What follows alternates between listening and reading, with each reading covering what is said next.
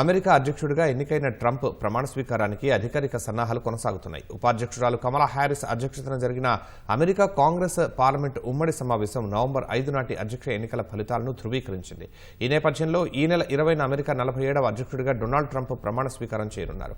దాదాపు 45 నిమిషాలు జరిగిన పార్లమెంట్ ఉమ్మడి సమావేశంలో ప్రతి రాష్ట్రం నుంచి వచ్చిన ఓట్లను లెక్కించి ధృవీకరించారు.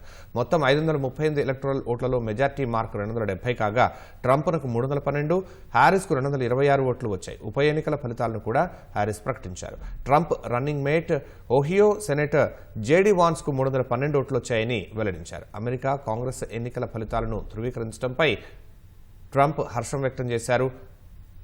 అమెరికా చరిత్రలో ఇదొక బిగ్ మూమెంట్ అంటూ ట్రూత్ సామాజిక మాధ్యమంలో పోస్ట్ చేశారు.